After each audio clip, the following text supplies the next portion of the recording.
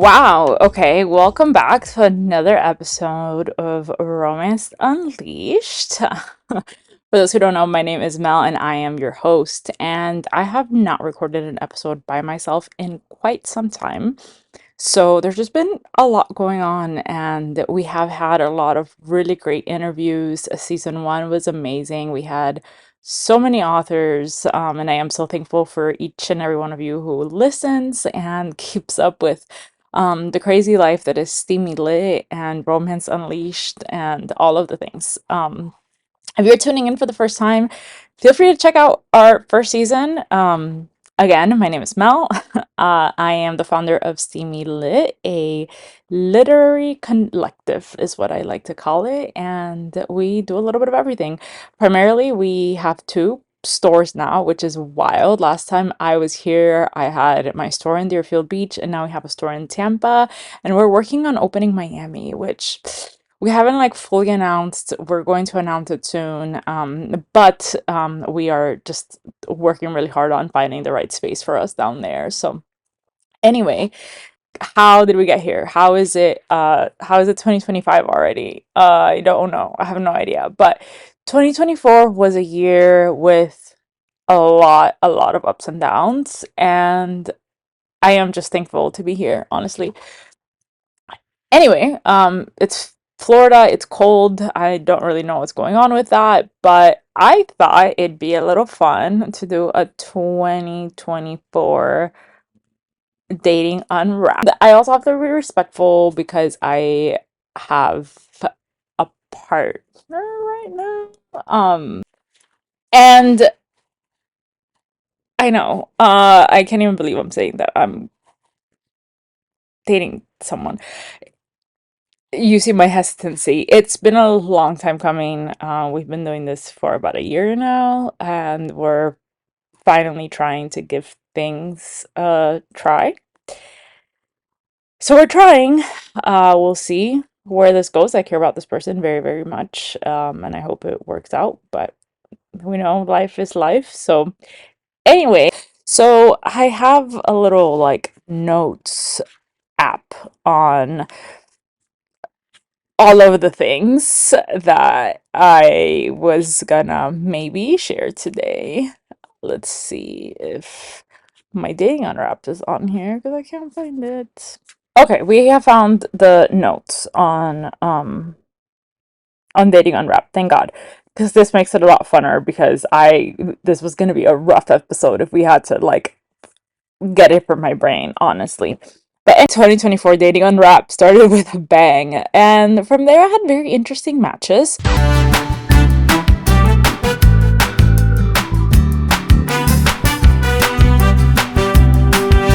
2024 dating unwrapped.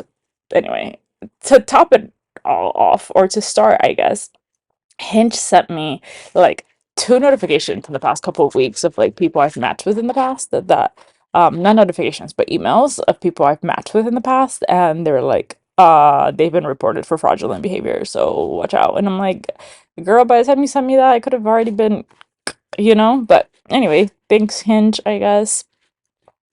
I was on a lot of apps in 2024. I was on Hinge, I was on Raya, I was on Bumble for a little bit. There's like coffee and bagel, donut meets bagel or something like that. I was on that too.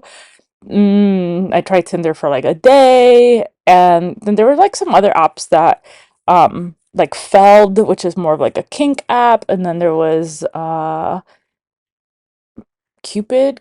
Anyway, Hinge is the one that I kept on my phone the longest, and so is Raya. Raya mostly because like it's such a pain in the ass to like get back in there, yada yada yada. But for those who don't know, Raya is like a app that you have to be basically like vetted, like someone has to like sponsor you in kind of thing. So you see all kinds of people there. Honestly, I've had one match from there that actually two. I've had two matches from there that I've met up with. One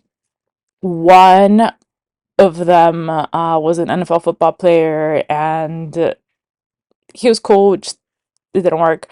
We talked for a little bit, but It just didn't go anywhere. And then the other person was somebody who was in like finance and spent a lot of time between here and Paris. And we went on one day and cool, but it just wasn't the right fit, I think. And that's it. Everybody else I've matched with on Raya just kind of like never responds. If you're on Raya, like, does that also happen to you? Anyway, so Hinge was my primarily my primarily, is that the anyway, Hinge was what I used most last year. I went through a lot of cycles of downloading and deleting. But let's start off with the beginning of 2024 because I feel like that started off with a bang. Because I found out that the person that I had been talking to for some time was married, actually. And that was fun. And, I've never been the type to check someone's like picture location, but I did this time. I don't know why. I was sitting here in the store. I remember clearly when this person had told me they went on a family trip, and I knew where his ex-wife lived. Not like exactly where she lived, but I knew that she had moved to a different state. And something told me, like, check the location of this picture. And I did. And it was in that same state. And he told me he was in a different state. So I was like, you are there visiting your wife, your ex-wife, whatever she is. Turns out they were like fully still together, from my understanding anyway.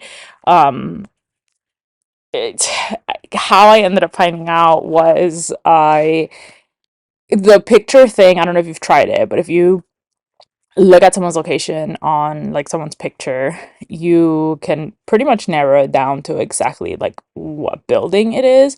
So I ended up calling. I didn't. I had a friend call and say that she was delivering flowers for this person, and if that there was no apartment number, so if we could just leave the flowers at the front desk. And they were like, "Oh, for yada yada yada, yeah, her birthday was just yesterday, they must be from her husband," or some shit like that. And when I was like, bet. So obviously that's how we started off 2024. We had already been kind of rocky, so honestly it is what it is. But uh anyway, I went on about 14 dates. I had one gym crush, and that definitely didn't go anywhere. I think I've talked about it on this episode, but anyway, I shot my shot and he ended up having a girlfriend, which, whatever, but it was kind of awkward after. Not really. I even told him about the podcast at some point, and then he stopped going to the gym. Maybe it was me, maybe it wasn't. But anyway, Gym Crush, if you're listening to this, I hope you're well. I dating audacities. Let's see. One guy was married. We already talked about this. One guy was in a relationship where the girlfriend texted me. Oh my God, yes, I forgot about this. Okay, so this isn't someone I met at all, but it was someone I matched with on Facebook dating. That's what it was. And I I knew he didn't live here, but he kept wanting to like meet up or something, and we would like, I think we like matched in like April, and like we would text randomly. I don't even, I think we maybe talked on the phone once or something, very random. Anyway, and then he was like, can I come and see you? And I think he lived in like the Tampa area, so I was like, I mean, sure, you're not staying with me, but like if you want to go grab food or something, whatever, we can do that. And something just said like, ask him. Like, you're not, like, you're single, right? Like, you're not, no one's home. And he's like, yeah, yeah, yeah, I'm single. That same night, I get a message from his phone saying, like, it's a picture of him sleeping. He's like, why is, I can't even remember the guy's name. It was like, why is yada yada saying he wants to come see you and meet up with you and he's right here sleeping with me? And I was like, and then I had another text message from her number, and I was like, girly pop, that's all you. I want nothing to do with this. I was like, I literally just asked him, like, few hours ago if he was single. He said yes. Like, I had no idea this was going on. You never have to worry about me. Like, his number was blocked. And bro, the audacity of men. Like, if you got somebody at home, why be on these dating apps? Why lie to other women? Like, why make women also hurt other women? Because given we are not like I didn't know about this other woman, yada yada yada, right? But like, um, through you, I am hurting another woman, and I fucking hate that. Or another person, just in general. Like, why? Why are men? Anyway, back to my dating audacities. X showed up at their house. So this was one of my fuck buddies, to say the least. I went to his house and we were trying to pick a movie to watch, and he goes outside all of a sudden, and he's out there for a long time. And like right away I was like, there's another person outside. There's another girl outside. And when he comes back inside, mind you, this man is 40 years old. So like 40 years old, never been married, doesn't have kids, but like I guess I see why now. And the he was like, I was like, "Are you okay?" He's like, "No." Like, somebody I used to talk to or mess with, or his ex, whatever he said, was outside and she wouldn't leave. And he's like, I would call the cops, but she's a cop. And I was like, look, I'll go, but I'm not leaving this house until she leaves. Like, I don't want her to see me. I don't want her to know who I am. Like, this is your fucking business. Also, like, why? Why? So he says that they weren't together anymore, but he had messed around with her recently, and she stopped by. And anyway, I was like, please just leave me alone. You know what I mean? Like, leave me alone. Next, oh my god, the Lulu man. This was the person who, and I've talked about it in a couple episodes in season one. Someone who, before I even like met them, wanted me to like come over to his place, wanted me to like cook. He wanted to cook dinner for me, like all of these things, and it just didn't make any sense to me because, like, my safe. What about my safety, right? Like, no, let's meet in public, like, because I don't know you, like, like those things women have to worry about. And anyway, he was just honestly like delusional about like us in general. He would like never call me, would text me sparingly, would always want to come to my house. Like, anyway, we went on one date, and actually he ended up getting drunk and like ran a red light, and that terrified me, and I was like, I'm good on you. Okay. One guy that didn't want to make the time. This was the guy who I matched with on Raya that I talked about earlier. Um, I've been platonically married all year, to be honest with you. Um, I did see an ex this year, which I had not seen since like 2010, 11. That was wild. And it reminded me why he's my ex. So anyway, the same person asked me to co-sign on his fucking Tesla. I mean, bro, I haven't seen you in like 10, 13 years or some shit. And like, again, the audacity. We've talked about the lost condom. We're not going to talk about that again. Let's see. Oh, the same person had a child with his best the same person had a child with his best friend, which like just gave me red flags because I felt like they were maybe still together. Anyway, let's see what else. There was the person who stood me up on a date, but I want to say that that was end of 2023, but it might have been 2024. That guy ended up showing up like 2 or 3 hours late, and the only reason why I was still there wasn't because I was waiting for him. It was because I had the game was on. There was a football game on that I was like interested in watching, and I was like, fuck it. But anyway, that was a whole thing. Sugar daddy guy, ha, funny. This guy was interesting. He also owned his own business, so I thought like maybe we were onto something. And I remember one day he like ended up sending me money. He was like, "How when do you get your nails done? How much do they cost? Like, let me treat you again for them." All of these things, but like no one has ever really done that kind of stuff for me, and I was like, "Wow." And then he did something that like triggered me a little bit. I can't remember what it was. And he really was dismissive of my feelings and was just like, "You're being dramatic," and nothing triggers me more than that. Like, I'm not being dramatic. I'm expressing myself to you, and now I feel like you're not a safe person that I can express myself to. So I did that. And when he was in town, because he doesn't live here, when he was in town, he had the audacity to like keep texting me talking about like, let me pick you up on my boat, blah blah blah blah blah, like what's the closest like port to you, I'll come get you, all of this shit. And when I, well, obviously I denied because I declined, I was not gonna do all of that. And when I declined, I then looked at his stories.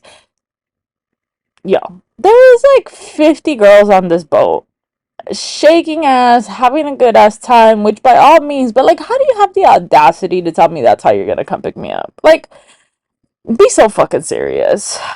Anyway, then I talked to someone who was younger than me by about 8 years. Sorry, my allergies are not great and my nose keeps itching. Um, and honestly, there was so much about him that I loved. But ultimately, I feel like it just phased out because we're in just different stages of our lives, and I'm at a space where like I want to be someone's priority, and I understand why it can be your priority right now. I understand that you're on your grind. I understand all of these things, and that's great, but it's not where I'm at anymore. I've been there, I've done that. Like, I want to be with somebody who prioritizes me, that like prioritizes my feelings, that prioritizes just spending time with me, and makes time for me. And not that he was doing some of that, but again, right, like there was so much else going on in his life that I really like took a back burner to it all, and that's just not where I'm at anymore. And I think to that, I think there's something to say about just like men not being ready, right?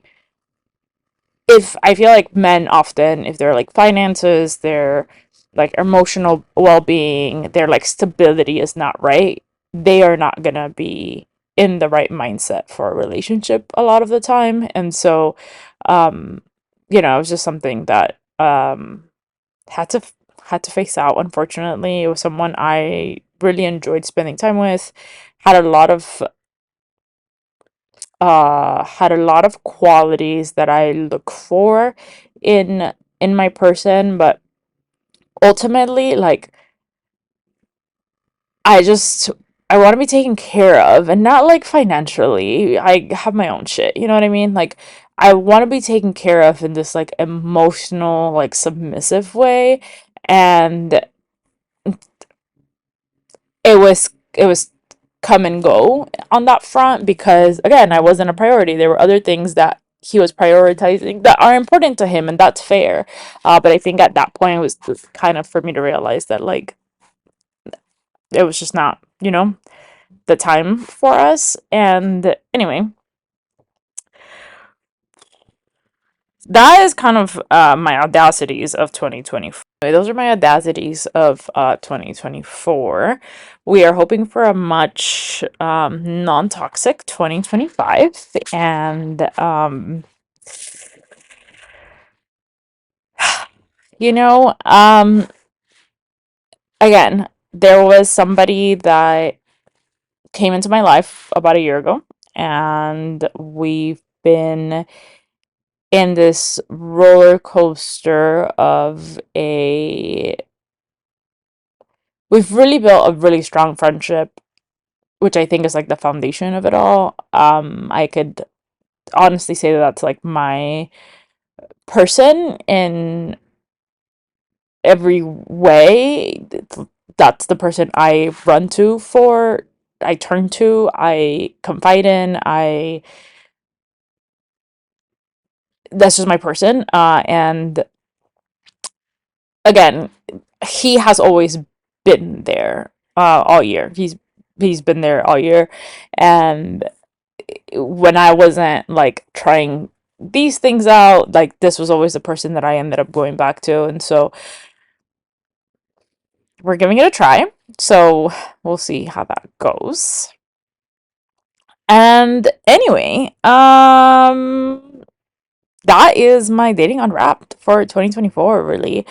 My favorite vibrator of the year. Definitely I would say the Satisfier.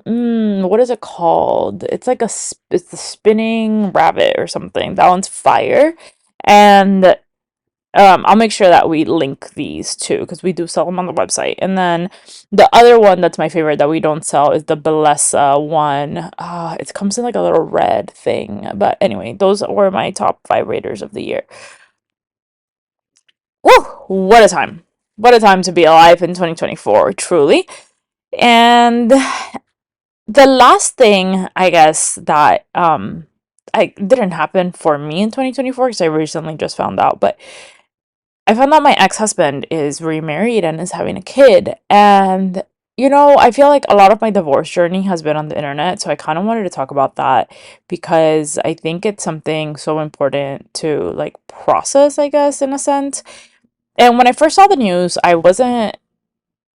think I was more shocked about how like not how I wasn't feeling any type of way, and that was like alarming to me. And then I realized that perhaps I am just healed in this sense, and I was able to truly feel like happiness for him. And a lot of the reason why we got divorced was because we didn't see eye to eye on whether we wanted kids or not. And I've come to realize in the past couple of years that it's not that I don't want kids, it's about the partner that I have kids with. And I need to feel supported, and I feel like I